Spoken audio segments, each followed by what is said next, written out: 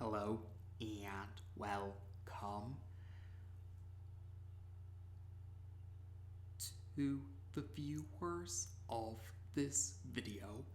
This is the Orange Fan here, bringing you another entry for the episode Recap and Thoughts category.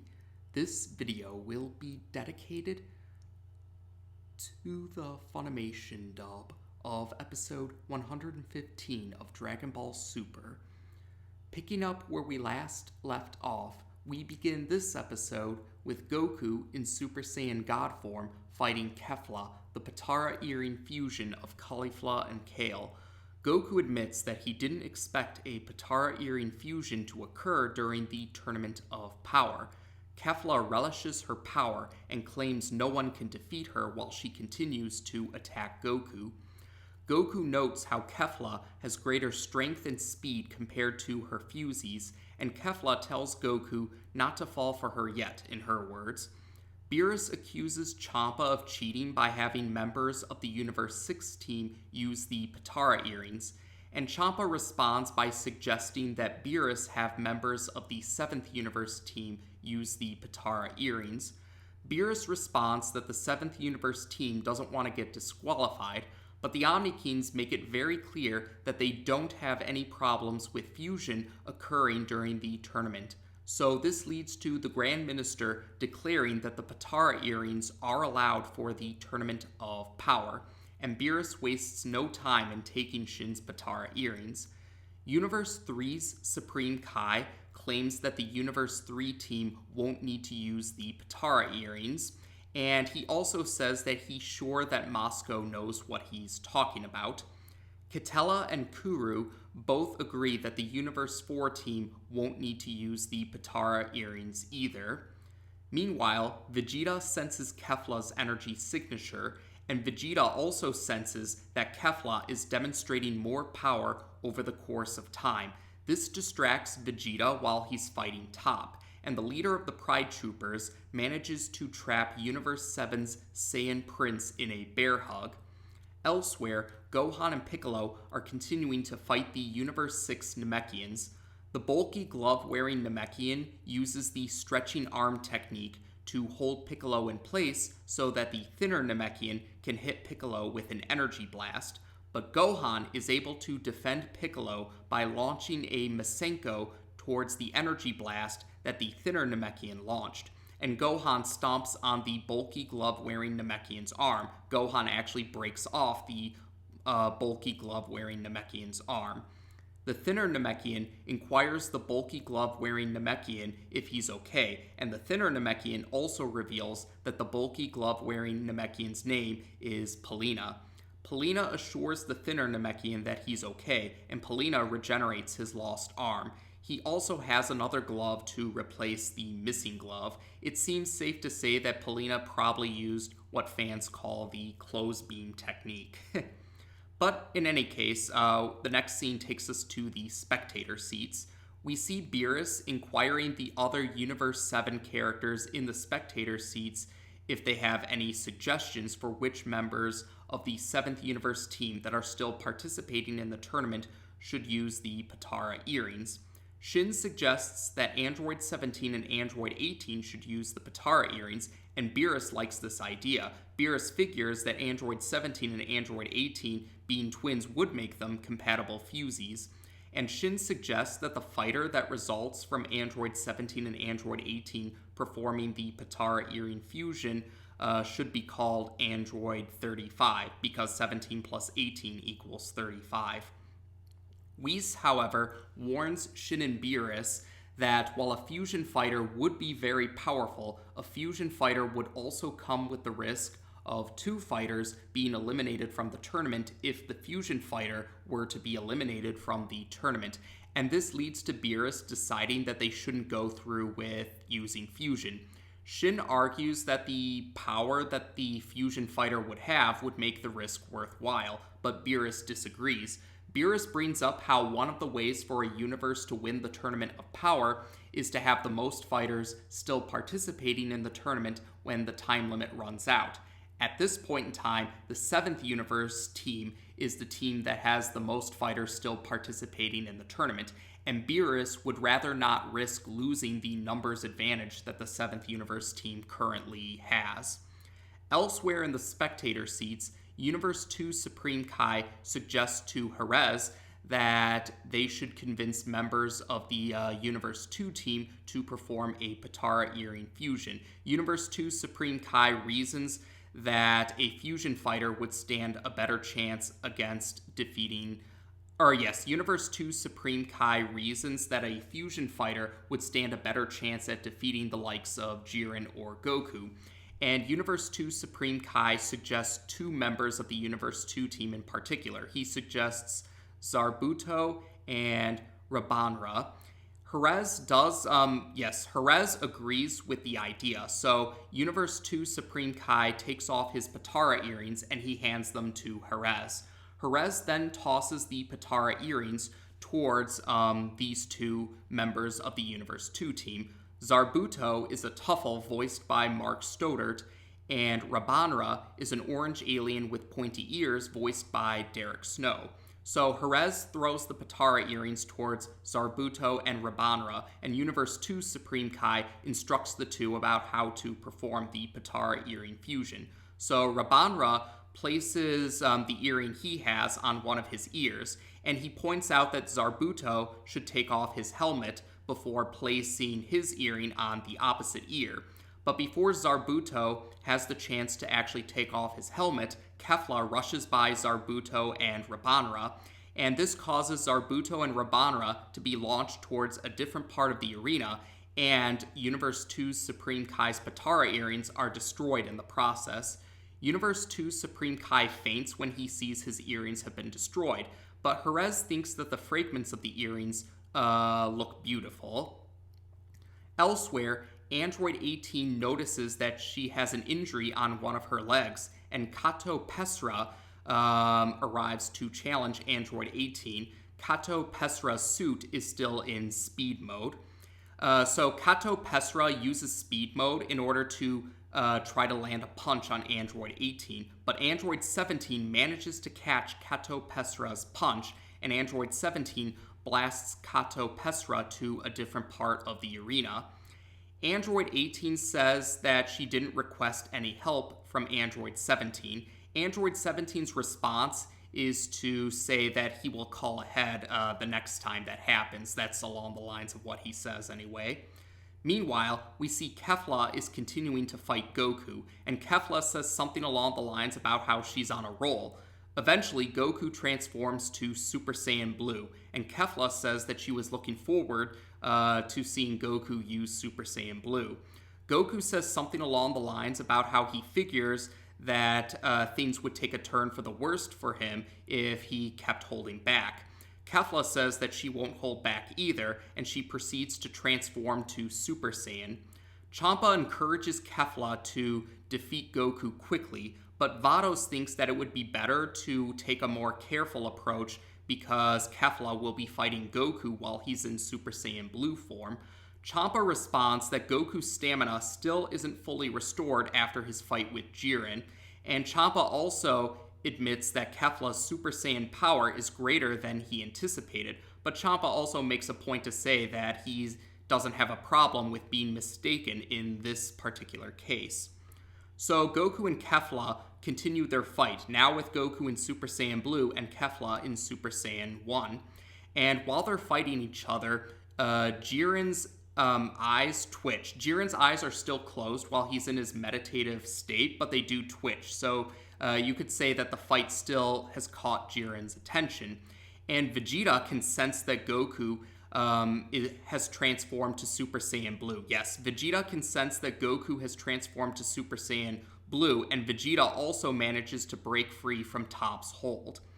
So while Goku and Kefla are continuing to fight each other, Kefla questions Goku about if he wants to see her unlock Super Saiyan Blue, and Goku says that Goku says that if Kefla can, yes. Kefla inquires Goku about how he would feel if she unlocked Super Saiyan Blue, or Kefla inquires Goku about if he wants to see her unlock Super Saiyan Blue, and Goku responds if Kefla can do so.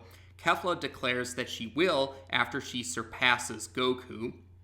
The Omnikings comment about how both Goku and Kefla are powerful fighters, and they're also impressed when Goku combines Kaioken with Super Saiyan Blue to deflect an energy blast that Kefla launches towards him. Frieza begrudgingly admits that the fight between Goku and Kefla has his interest, and he plans to continue watching this fight until it's over. Beerus comments along the lines about how Goku is pushing himself by combining Kaioken with Super Saiyan Blue, especially because Goku hasn't fully restored his stamina yet. Whis responds that Goku probably felt he had no other choice but to combine Kaioken with Super Saiyan Blue while going up against Kefla in her Super Saiyan form, and Krillin encourages Goku to find a way to win this fight. Goku encourages Kefla that the true fight has yet to begin, and Kefla responds by praising Goku and calling him a worthy opponent. Goku manages to land a clean hit on Kefla, but eventually Kefla is able to counter with an attack that knocks Goku back to his normal form and renders Goku unconscious. Kefla admits that she wants to keep fighting Goku, but figures that Goku is too exhausted to continue. But then Goku regains consciousness, and he says that he isn't done fighting just yet. Kefla launches several energy blasts towards Goku, but Goku is able to dodge them by reactivating Autonomous Ultra Instinct, or Ultra Instinct for short. Kefla notices the change in Goku's eyes, and Whis admits that he's surprised that Goku reactivated Whis admits that he's surprised that Goku reactivated Ultra Instinct so soon. The Omnikings are excited to see Goku has reactivated Ultra Instinct. The narrator reveals that 19 minutes are left in the Tournament of Power, and that is how we end this episode. So yes, this episode, in the previous episode, Caulifla and Kale performed the Potara earring fusion to become Kefla, and this episode is where Kefla actually gets to take action. We did get to see a little bit of Kefla starting to take action at the end of the previous episode, but this is the episode where we actually do get to see Kefla take action throughout the course of the episode, and this episode definitely shows that Kefla is very powerful. And I did mention before, like other fusion characters, both the fusion dance and the Potara earring, I did think Kefla has a cool design. And I think that's the case with her Super Saiyan form too. Yes, whether it's normal form or Super Saiyan form, I think Kefla has a cool design. And I did bring this up in the previous episode's recap and thoughts video, but in the manga, if you prefer, version of the Universe Survival Saga, Kefla actually was in a transformed state throughout the entire time that she appeared in the manga version of the Tournament of Power, and this is because Caulifla and Kale performed the Potara earring fusion while they were in a transformed state in the manga. So in the manga, Kefla was locked into a transformed state because of the way the Potara earring fusion works when at least one of the fusees is in a transformed state. But in the anime, Kefla was actually in her normal form first, and then she powered up to Super Saiyan. So I did like that we got to see Kefla's normal form during the anime, and I did like how we got to see Kefla fight in her normal form for a while before she transformed to Super Saiyan. And I did bring this up before. Fusion is one of my favorite concepts from the Dragon Ball franchise. Whether it's the fusion dance or the Potara earrings fusion, I think they're both really cool. So I really got a kick out of how the Omnikings pretty much voiced my sentiments, thinking fusion is a cool concept. I agree with the Omnikings. And I did think it was a shame that the other universes still participating in the tournament didn't really take advantage of the Grand Minister declaring that the Potara earrings are allowed in the Tournament of Power. Or yes, the Grand Minister did declare that the Potara earrings are allowed for the Tournament of Power, but most of the other universes still participating in the tournament didn't really take advantage of that. Universe 2, yes, the Universe 2 team did try to take advantage of that, but that ended up not working out for them. The earrings were destroyed before they had a chance to actually perform a Potara earring fusion. Universe 3 and Universe 4 didn't feel it was necessary, and Universe 11, well, we don't really see Universe 11's team comment about it, but they probably do figure that Jiren is powerful enough in his own right. That's likely the reason why Universe 11 didn't feel the need to use the Potara earring fusion. And in the case of the 7th Universe team, we at least did get a reason for why they opted against it.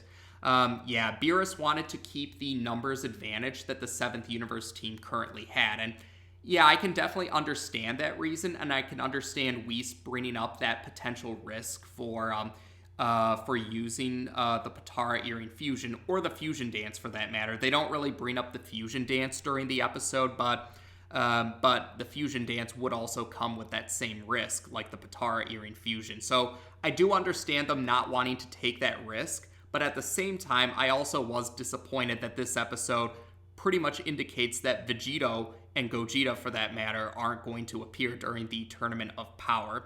I brought it up before. I brought it up before. Like other fans, I consider the fight between Vegito and Fusion Zamasu to be one of the coolest fights in Dragon Ball Super, and maybe even the entire franchise. So I would have liked to have seen another fusion battle between Vegito and Kefla. And if Gogeta had appeared, I think that would have been cool too, because that could have been an instance of a fight between a fusion dance character and a Potara earring fusion character. I thought that would have been a cool fight too. So yeah, it's kind of a case where I can see both sides. Like, I do understand Beerus's reason for not wanting to take that risk, but at the same time, I thought it was unfortunate that we didn't get to see another fusion fight. And not just with Vegito or Gogeta, the idea of Android 17 and Android 18 performing a Potara earring fusion does sound pretty cool.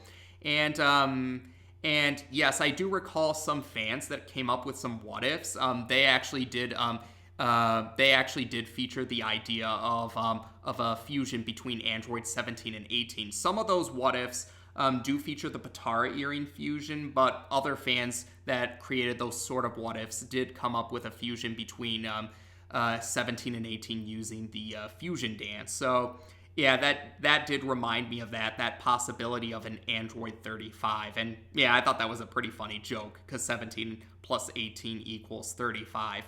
Makes you wonder what would... although, yeah, some fans have wondered what their fusion name would be if they use their real names, Lapis and Lazul. Would they just combine Lapis Lazul, or would they combine the names in some other way? But yeah, it is something that I've seen some fans wonder about. Oh, and yes, I should bring up Zarbuto. Zarbuto. Yes, his species isn't explicitly said in the show itself, but supplementary material reveals that Zarbuto is actually a Tuffle. Now, the Tuffles were a species that were only beforehand, yes. Before Dragon Ball Super, the Tuffles were a species that were only really brought up in anime material. Akira Toriyama never really brought up the Tuffles in the manga, if you prefer, of Dragon Ball and Dragon Ball Z. But yes, the Tuffles were a species that feuded with the Saiyans. That's essentially the main gist of the Tuffle species. The main gist of the Tuffle species is that they were a species that fought against the Saiyans long ago, when the Saiyans came to the planet that eventually became Planet Vegeta. And Dragon Ball GT actually features a Tuffle for a villain, that villain being Baby. So yes, with Zarbuto, one could say that Zarbuto would be the first canon Tuffle. Again, this boils down to how you define canon and where you stand in the Dragon Ball franchise's canon debate. That is a pretty intense debate for the franchise. But yes, with Zarbuto being a Tuffle and appearing in Dragon Ball Super, both the anime and the manga, some fans have wondered if maybe there's a chance for Baby to eventually become a canon immigrant, or for Akira Toriyama to come up with his own spin or his own interpretation of Baby. I would certainly be on board with that. I thought Baby was a pretty cool villain. Yes, while Dragon Ball GT is usually considered the weakest series for the Dragon Ball franchise, some fans do agree that Dragon Ball GT at least had some great ideas or concepts. It was just that they weren't executed as well as they could have been. And I do agree that Baby was one of those great ideas or concepts from Dragon Ball GT, and I think it would have been cool. Yeah, I would definitely be cool with Baby becoming part of the main continuity, if you will. Or yeah, I would definitely be on board with Akira Toriyama trying his own interpretation of Baby. But at this point in time, as of the recording of this video, that's just speculation. But who knows? Who knows what the future of the franchise will hold for us? But maybe. There's no explicit confirmation if Baby ever will appear in the main continuity or not, but I think it would be cool if he were to appear. But yes, besides that, the other big detail about this episode happens at the end of this episode. Goku managed to reawaken Ultra Instinct by fighting Kefla. So yes, we're going to have another chance to see Ultra Instinct again. And we'll have to see in the next episode, yes. Naturally, because of the way this episode ends, it's safe to say that the next episode is going to show Goku in Ultra Instinct form while fighting Kefla. So yes, it seems safe to say that we will get to see more of Ultra Instinct in action after the last time we saw it was when Goku fought Jiren. Now, of course, those who have watched the sub version or they read ahead about what's to come in the future episodes, those fans know what to expect in the next episode, but I won't give that away for the sake of the dub-only viewers. So for the dub-only viewers, we'll get to see Ultra Instinct Goku versus Kefla in the next episode, and we'll be sure to talk about that in that episode's recap and thoughts video after that episode airs on Toonami. So otherwise, I would say that's about it for this episode. So to summarize, I liked this episode because I do think Kefla is a really cool character. I think, like I said, fusion is a really cool concept in my eyes, or fusion is one of my favorite concepts from the Dragon Ball franchise, and I think Kefla is no exception in that regard. Or yes, I think Kefla joins the likes of Gotenks, Vegito, Gogeta, and Fusion Zamasu in being cool characters with cool designs. And I did like how the anime did show Kefla fight in her normal form for a while before she transformed to Super Saiyan. I did also like how, and I also did like how we got to see Android 17 and Android 18 in action again for a scene. It was a brief scene, but it was nice that they acknowledged the twins again after a while. And like I said, I did think it was a bit disappointing that Vegito or Gogeta or another fusion like Android 35 didn't end up happening. Although I can understand the 7th Universe team not going through with fusion, because I can understand Beerus's reason about not wanting to risk losing the numbers advantage that they have right now. I can understand that reason, even if I was still disappointed that Vegito, Gogeta, or another possible fusion didn't show up, because I think it would have been cool to see a fusion fight against Kefla, like how I like the fight between Vegito and Fusion Zamasu. And otherwise, yes, I thought it was pretty cool that we got to see a Tuffle in the form of Zarbuto, and the arrival of a Tuffle in Dragon Ball Super makes me wonder if maybe there's a chance for Baby to eventually show up in the future. I would definitely be on board with seeing Akira Toriyama's interpretation of Baby if that were to happen in the future. And otherwise, yes, we see Goku has reawakened Ultra Instinct, so yes, we're going to see Ultra Instinct Goku versus Kefla in the next episode, and I do look forward to seeing that fight in action in the next episode. So otherwise, I would say that's it for now. So as of this video, we've now discussed the Funimation dub of episode 115 of Dragon Ball Super on this channel. Take care, and until next time,